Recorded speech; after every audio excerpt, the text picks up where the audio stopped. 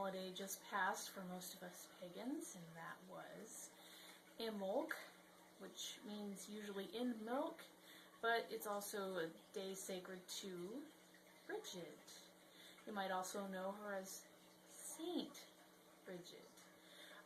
She also goes by the name Brighidh, Brigantia, some people say, and Brighidh. I will usually say bride, but that's just because that's the Scottish pronunciation. So I will kind of go with that because, you know, pretty much everything I do is try to be Scottish. But anyway, so I figured it would be fun to make bride's triskells, something like a bride's cross. However, we just lop off one arm. So first thing you need will be, this is actually cider. I would say beer, but I didn't realize I had one of these in the fridge, so I was very excited. So crafting always has alcohol involved, right? At least I thought so. So, slancha. Strongbow cider. And before you get started, you have to soak your wheat, which is not exactly wheat, but it's reeds, grass, something like that. I bought it at Michael's. I've actually had it for ages, so you need to soak that ideally overnight if you're actually using wheat sheaves or if you're using this grass stuff. If you're using corn husks, then that only takes like maybe an hour or so, not too long. Then you need a string. Unfortunately, I only have this teal color. I'm not sure why that's the only color I have. I thought I had other colors, but this is all I could find. And what you're going to want to do is you're probably going to want to cut about that much, probably maybe a foot. And you're going to want to cut however many of these you're going to make, because usually I make these in bulk. So I usually make 30 at a time because I'm giving them out to people. But you're going to want to cut however many of these that you're going to want. Of course, I didn't do that beforehand. But anyway, and then you're going to want to take one of them and to tie a loose knot. So just like that. So if I pulled it tight, it would be a knot. And I'm just going to, I guess I'll lay it there.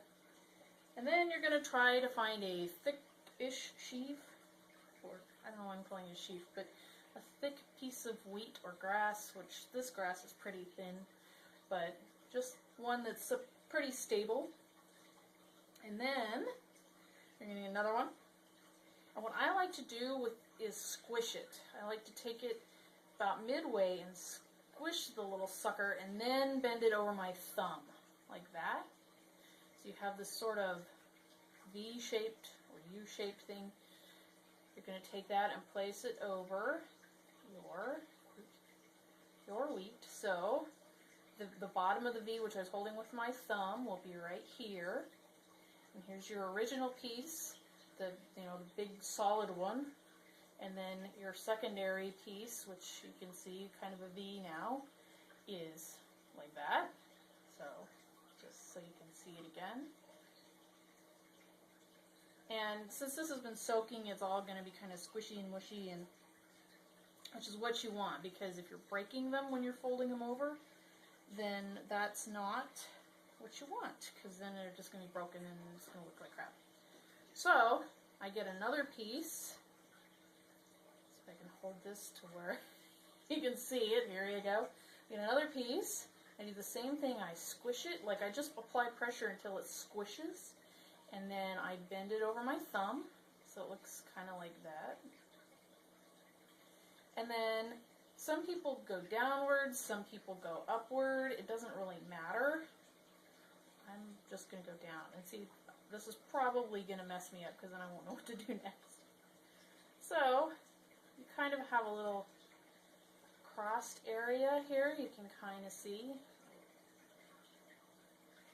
like that. And then, actually, then you take a drink of your alcohol.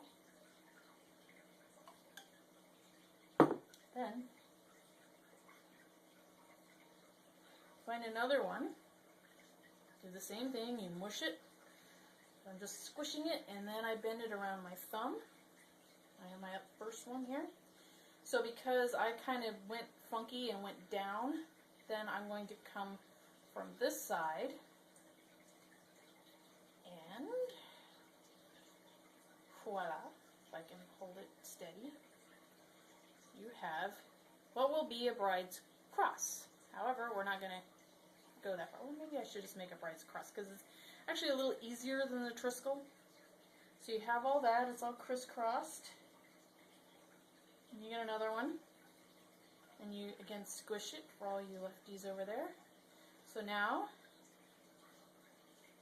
because now I have the whole, I gotta switch it around. So now I'm just going to put it upwards. Like that. So you can kind of use your imagination. You have more of a cross. It was going to be a triskel, but then I changed my mind because the cross is actually a little easier to make. And the reason I was going to do triskel is because Druids like the number 3. 3 is the most sacred of numbers, and the highest of high numbers would be 99, or 999. Alright. Let's talk. More Brighid's cross, right? Right, okay. So then you're going to just do like your first one and put your V like this. And it's going to get weird. You're just going to have to work with it. It's a little harder with the reeds because they're just not very cooperative. So I just went that way. So now my next one's going downward. And then I'll grab another one. And what you do with these is typically they'd be blessed. See, I just went, so I'm going to go to the side. Typically these would be blessed, and then they would be hung over your hearth, as if you could see it. They would be hung over your hearth, your fireplace. They would be put in your kitchen, or if you have animals, you could put it in the barn, or you can feed it to your animal. But if you don't actually feed it to your animal, you're going to then leave it in there for bride's blessing for a year, and then at the end of that year, you take it out and you burn it, and hopefully you get another one, another bride's cross. So again, smush it upwards. I went upwards with this one anyway. I can get it to cooperate. And these are kind of like, I don't know if you're familiar with the God's eyes. They're kind of like little filthy strumpet. Get back up there. Okay. So you can kind of see that we're kind of forming the center of it right here. F, my phone just told me to piss off.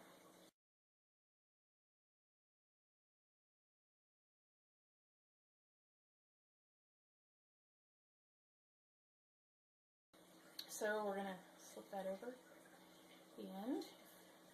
Get all of them in there at once. And then I'm going to pull it tight. You can use your mouth too, but kind of yakking at you. So again, you just pull that tight, and then I just do the flipping and tie a knot here, and then I flip, and then I tie a knot. Yeah, so pagan free prize, and I will flip that back and forth until I get it tied. I can cut it off. I mean, you can see ideally how you're going to want to use a thread that is, you know, somewhat the right color. This is my little kitty Bull.